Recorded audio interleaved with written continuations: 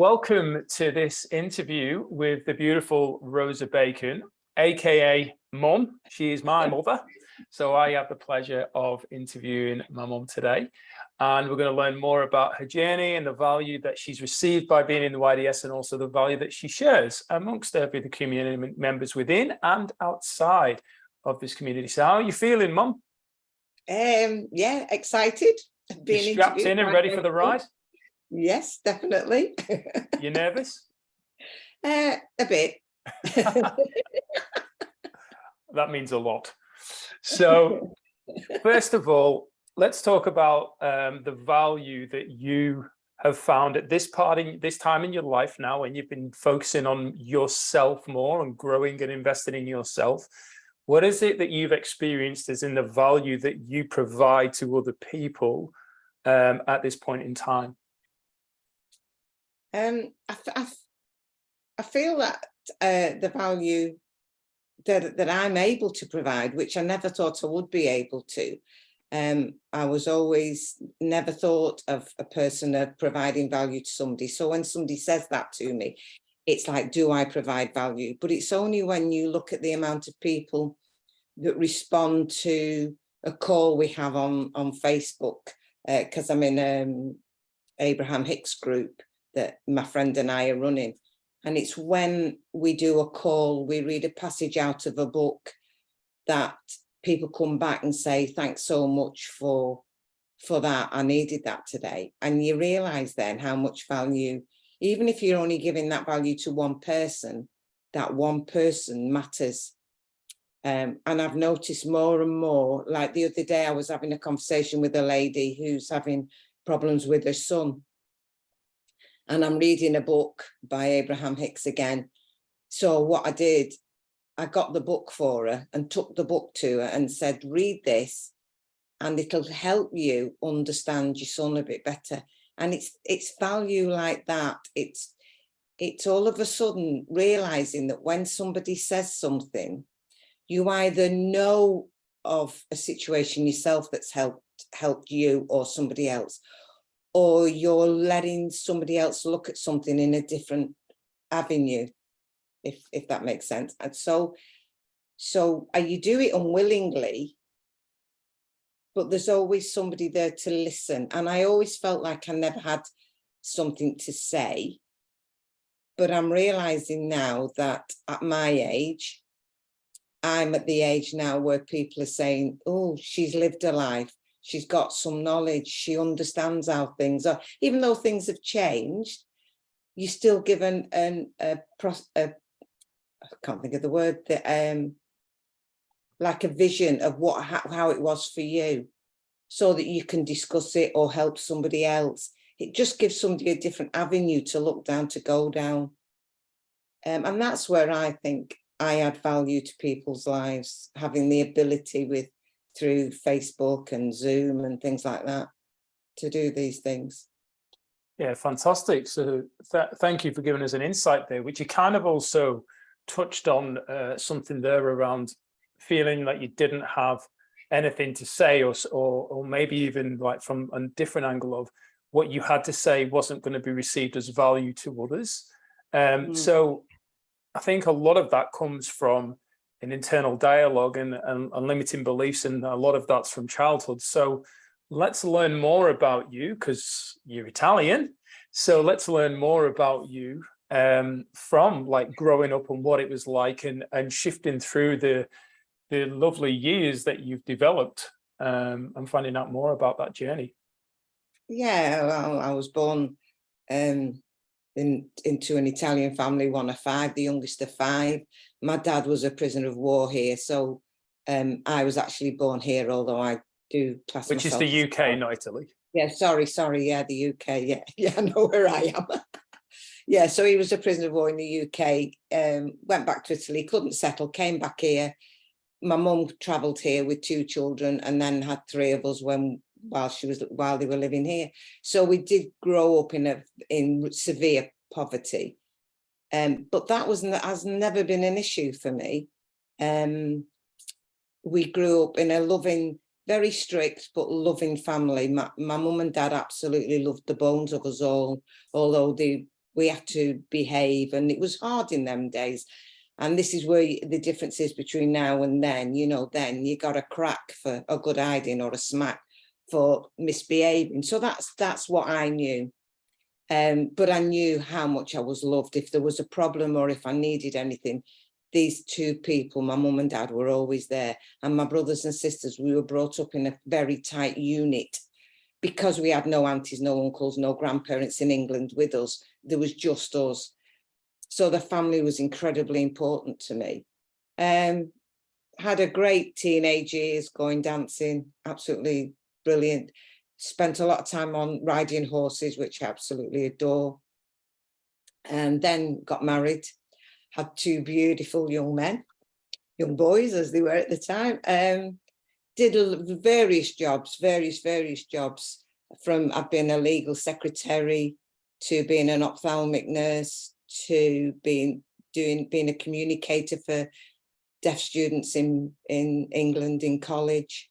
So I've really had a varied life, having a cleaning business. So when it came to learning online stuff, it was like, oh God, you know, because by then I was like in my 50s. I started to learn the online business and that. And yeah, that was hard. But I always feel if you're not learning, you're not moving forward, you become stagnant. And I don't want to become stagnant. I want to move on. So I separated from your dad, as you know. I got divorced, and then through my passion of dancing, met Dave, who I'm married to now. So the life's good because I still have a fantastic relationship with Alan, my ex, and it makes life wonderful when I see all my boys and my grandchildren. So that's basically me. So to thank you for taking us on that lovely journey. And I know it's obviously a shortened version and jumping and skipping through the years. And there's been happy times and challenges through that, as you've said. So I think one of the beautiful things around in this space in particular is that the safe environment that's created where we're able to come in and share our life experiences to possibly help somebody else or have some form of ability to relate to what's being shared in a conversation and say, well, actually, this is what I went through. This is what I chose to do at the time. And we all know that time's a great healer. And we all say, you know, hindsight's a wonderful thing. So that point of getting to a further stage and then being able to reflect and go, oh, I've learned the lesson, or I can see why that happened now. So what for you, what's probably been then, because there was a little bit of a gap there. I mean, you did say, you know, I'm married and I'm happy, I've got a great relationship with my ex. And what is it now then that's where you're at that's really bringing you joy at this stage in your life where the kids have left home? You're in a new, well, it's not a new, because you've been with Dave for what, 10 years or something? 16. Oh, that's gone quick. Where did that go? So yeah, of course you've been with Dave for 16 years. So but the angle being that there's so much changed to where you are now, and something that you highlighted there was around stepping into a new space online, which for a lot of people, like the saying of you can't teach old dog new tricks. I'm not saying you're an old dog, but you know, camel. But the angle being that you were open to learning. So why were you so willing and open to learning at that stage of your life? I think it's not so much at this stage of my life. I've always been open to learning. I've always been open to doing new things. I've always been open to push myself to the next level, whether I make the next level or not, or whether when I get to the next level, that's where I want to be. But I seriously felt as I got into my 60s, I didn't want to do my cleaning business all the way forever, physically, but I wanted to keep my mind ticking over. I wanted to be able to achieve mentally well, not so much achieve, but mentally be as aware as I could be. It's very easy when we retire, which I am now, I am like plasters retired, to just fall away, to just lose it all. And I didn't want that. And it was when I started when I got to about 61, 62, I really started to pick up momentum with online and Facebook and doing different things. And it was talking to other people that used to say, I couldn't do that. I couldn't do that. I'm too old to do that. And we have this, society tells us when we're at a certain age, we're too old, but we're never too old. And I think it's that drives me forward to give other people the confidence and the courage to understand that they're never too old to learn anything. And each time you learn something, you recreate a spark in your brain. And that's what we need to keep doing. I mean, there's many a time when I think, especially when I get new things to do from you, when you say, I need you to do this, mother, and these are what I need you to do. And I think I haven't got a clue what he's talking about. But it's overcoming each little hurdle step by step, not looking at the whole thing that you've got to do, just taking it step by step. And I think I think as well, not living in regret. I don't live in regret. What happened and what I did or what I said is in the past, and it stays in the past. And I'm learning that more and more as I get older. So don't know if I've digressed a bit there. Sorry. No. It was all perfect, because you made me think around with what you're sharing there. we had gone through the process of finding your why. So we know that the why is, well, we know, not everybody knows, but the why is built on your past, and it's usually around the pain. So let's go there now. So you've obviously dived through and you've gone through and you've looked at certain areas of your life and stories there. And if you want to share anything that is significant to you, especially that's helped you create your why, let's hear what you'd say your why is, and then maybe amplify in regards to how you came to find that out. Okay, well, my why is to share my truth through laughter, so that others can make informed choices and live their life as happily as they can. And I got to that, and that's the one that I really chose, that I really like, because I do like to laugh. I do like to remember the happy times. I mean, people say to me, what was your childhood like? It was great, because there were bad times, and there were times when I felt like I was adopted and nobody loved me and things like that. But they're not the times that I want to remember. I want to remember all the great times, all the laughs, and even sometimes when I got into trouble, I can laugh about it, because I got into trouble because I didn't do what I was told. I was like a bit of a tomboy. But laughter is always, at school, I always had to laugh. At school, I was always sat at the back laughing with my mates. And I remember once saying to your dad about, if I can't laugh, I can't learn. And that is a massive one for me. If somebody says I've got to be serious, I'm not going to take in what they're talking about, because laughter to me, it relaxes you, and it puts you on a high, and it makes you feel better about yourself and about everybody around you. So that's what. Sorry. Go on.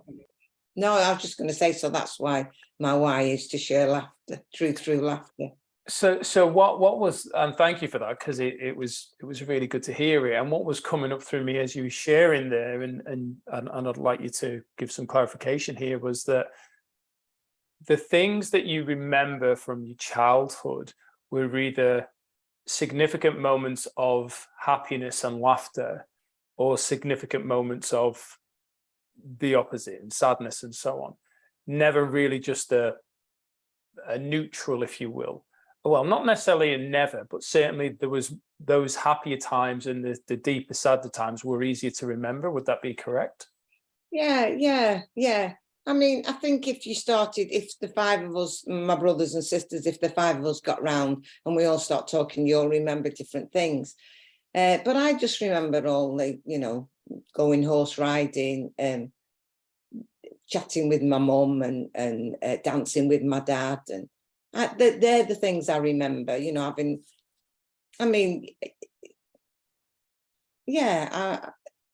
other bits, I suppose if I sat there long enough, I would remember all the, I'd say, mundane things or the things that weren't as important. But mainly I remember all the happy times, and obviously there are the sad times, but I tend to, think of the happy times, really. Yeah, cool. So based on that, really what the why is and what's driving you from a point of realizing how you can create an impact there in people's lives, really bringing this happiness and joy, not only into your own life, but letting it overflow to others.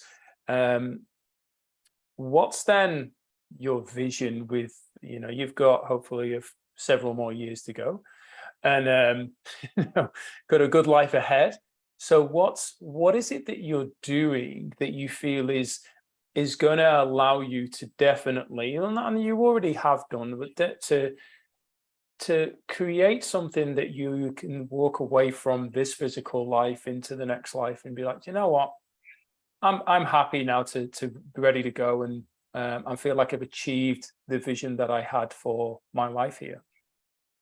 Yeah, I think obviously but most mums that will say the same, to bring your boys up or your daughters, your family up, to have respect for others and to live a good life and be nice and kind people. I think that is massive. And then to watch your grandchildren, that's huge, absolutely huge. But now I found I've got the ability to steer them in a more profound way, if you want, because I'm learning so much about myself now.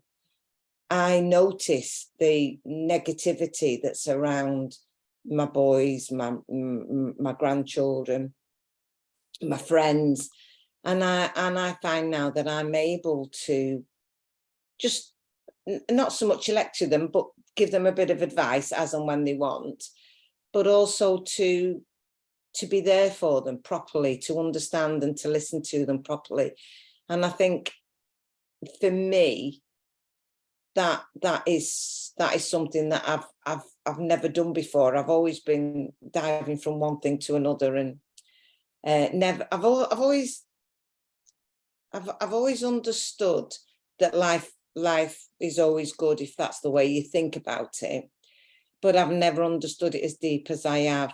And I feel now that that if you want to call it my legacy, is that people will know that I've helped them. People will remember Rosa said this, or Rosa had that attitude, or Rosa had that opinion, and it's nice. It's a nice feeling to think that each day when I wake up, there's somebody that I can help.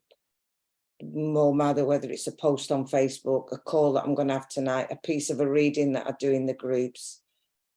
Even though people don't comment, it's amazing when you go to different places, people will tell you what you've read or what they've read or what they've heard you say. And that is lovely. That's a nice feeling. Whether that's a legacy, excuse me, I'm not sure, but that's how I interpret a legacy anyway. Oh, I think then, yeah, there's obviously a definition, but at the same time, I think it's the individual's definition. Will Smith's grandma actually said that if you're not making a positive difference in somebody else's life, you're wasting your time here. And even when I happened to see Robin Williams on TV, who I never had the fortune of meeting, but I only saw him on TV, and obviously with him choosing to take his life, I instantly, there's this happiness and joy from how he chose to be here, but then there's this incredible pain and sadness for choosing to leave as he did. which was, his decision. And I think there's that aspect of bringing something into somebody else's life, even with what he chose to do as somebody who's gone through depression and the suicidal stuff. There's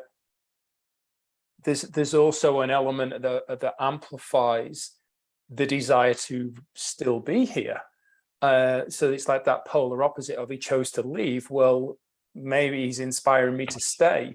And I actually had a thought about this the other day, and I was watching him on an interview, and he was being his usual comedy self, and I just thought about how much value I was receiving and how much I was enjoying him, and then how much pain I felt when he left, and knowing that he's not with us anymore, which then amplified that if I felt that from somebody I'd never known, and he didn't know I existed, then what about the people who do know me and do have a connection to me and do know my value? If I chose to leave, how much amplified would that pain be for them, or any of us?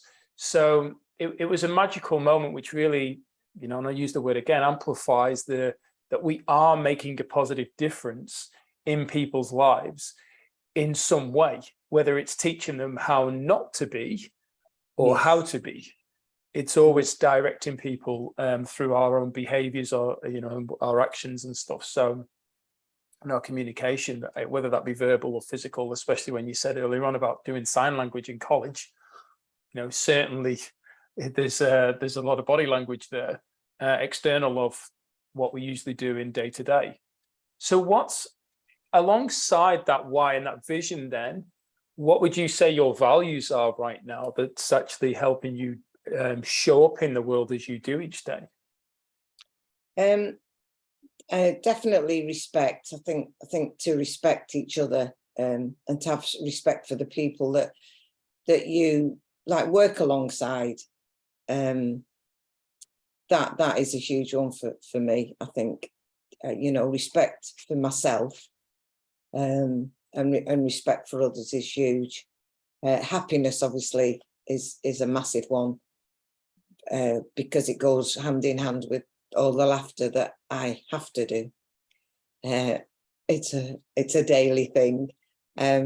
Love, obviously, for me is huge. I surround myself with people who love me, and I give out a lot of love to people who, even though I am learning to send lots of love to people who either disagree with me or I know can't cope with me and things like that. I'm learning to send a lot of love, and it's amazing how much love I get back by sending that bit of love out. And that is something that I tell one friend in particular who has problems with a couple of people, and I keep saying, just send them love, just send them love. And this friend says, how? Just send it them. You don't have to see them, just send them love. So love is a massive one for me. The other one obviously is family. I adore my family. Being Italian, and a nonna, I absolutely adore my family, and constantly want to have my family with me, around me, and in touch with me. And truth, I think truth is a huge one. If you have to be true to yourself, and that's another one I've learned, to be true to me, what I want to do, and to be true to others, so that others are dealing with the genuine person. Yeah, beautiful. Thank you for sharing. So what is it then that excites you based on what you've just shared there? I know you said about being a nonna and family and stuff, but what is it that excites you? And I'd like you to think about this with regards to what you can choose to do. Like it can be around other people, but you don't rely on other people to bring that excitement to you. Now it's dancing. it has to mean my dancing, because I can get on the dance floor and I don't need another person on the dance floor. I just need the music, and I'm in my element. Obviously, it helps a lot more when other people get on the dance floor because the atmosphere rises, but I don't need it. And sometimes I'm not actually on the dance floor, but I can get that feeling just by watching the others and listening to the music and being involved in it. That brings me personally, like you say, not involving any other humans, as in. And the other thing has to be around horses and animals, and yeah, I go near. Even the smell of a horse to me is like perfume. It's absolutely beautiful. So, and I can't help but smile. It's an automatic. I go past a horse and I have to look.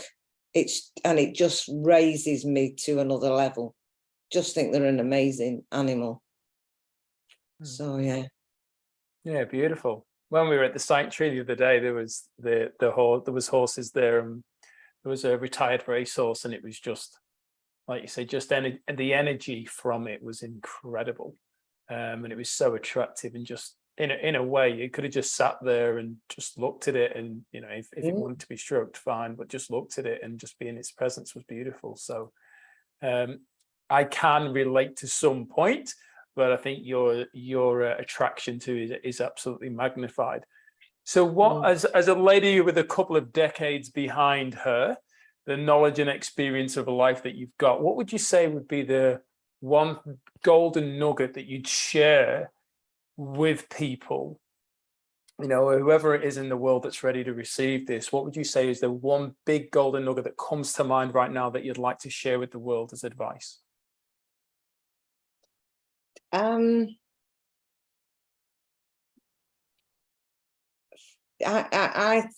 think to not be hard on yourself, to be able to forgive yourself, and to always try and look for a positive in no matter what.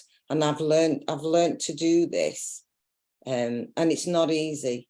But even if you can pick out the smallest positive from an awful situation, or send love where you really don't feel love should be sent, it helps you immensely inwardly, and raises you up.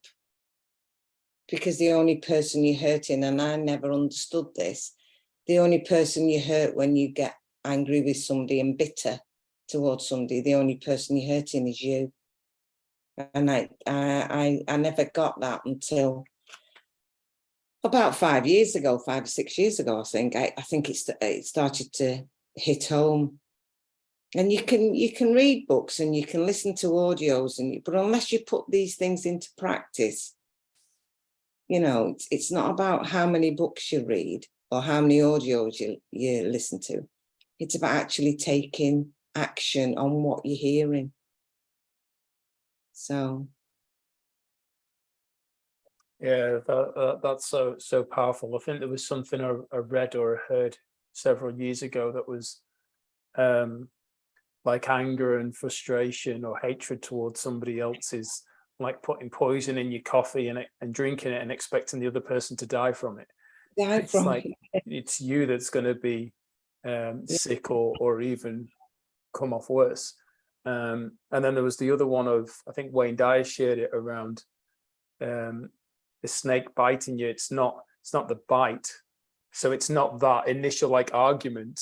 It's the venom from the bite that courses through the veins and eventually causes the problem, if not the death. So what is it that's happened? And then you're allowing to filter through your system, mainly your thoughts, and that's dictating then how your energy and how you're feeling and your actions, your behaviors, creating it to be potentially worse. So there's a lot in all that. I think also, like, it's okay to be angry and it's okay to be upset, but it's not to let it linger. That's the thing. That things have happened to me, and I am learning how to control and to move from a different aspect of it, to not, I'm not saying not let it bother me, accept the emotions that you're feeling, but to not, every time you relive it, to put a bit of a positive on that reliving, and then it hasn't got the same hold over you. Every time you put a positive, it loses that anger and that hold that it has over you. So thank you for sharing that golden nugget of wisdom there. So what would be your reason for being in this community space? Why would you say that you are in YDS as a member? I like the masterminds and all that YDS holds there and its values. I feel that being in here gives me the ability to reach out to other people, to help other people my age, especially mature people. I think as you get older, you tend to be left behind because you don't understand what's going on, as in, let's just say, as in going online. So you get left behind.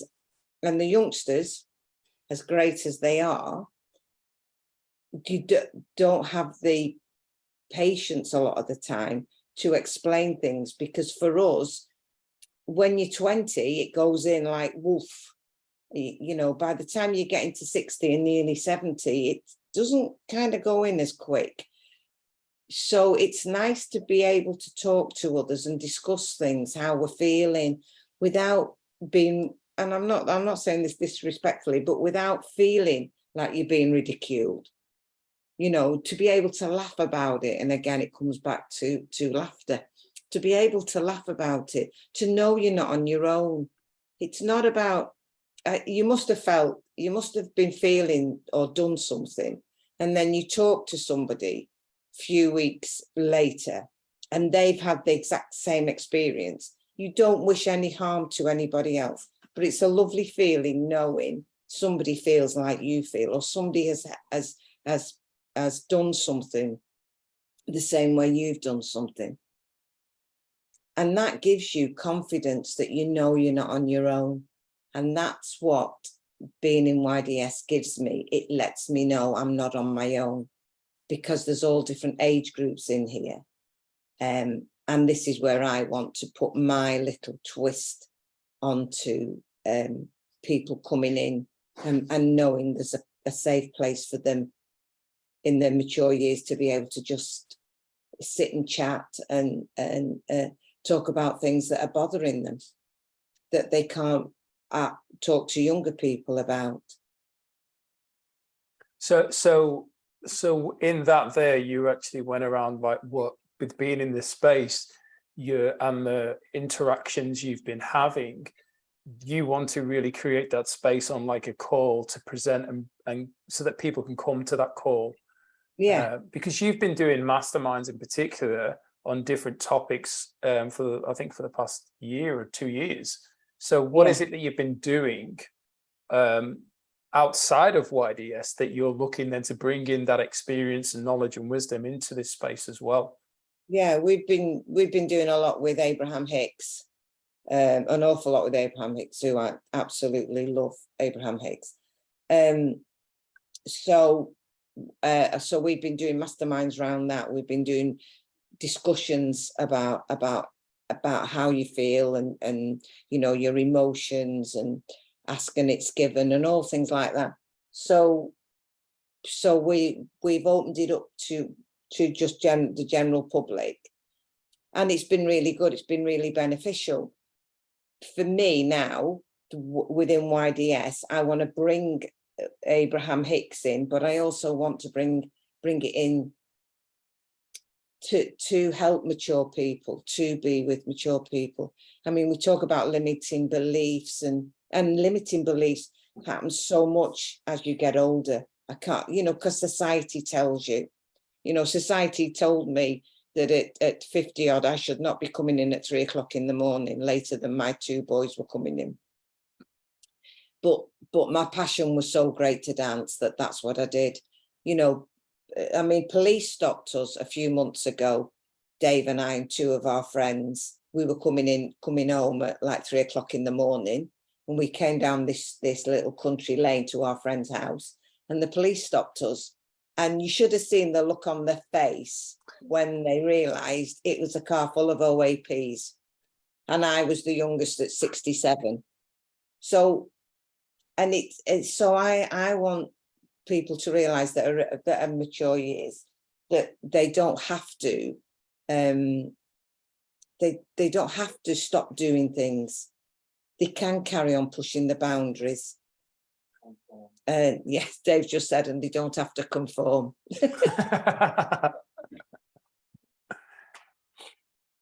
Yeah, good.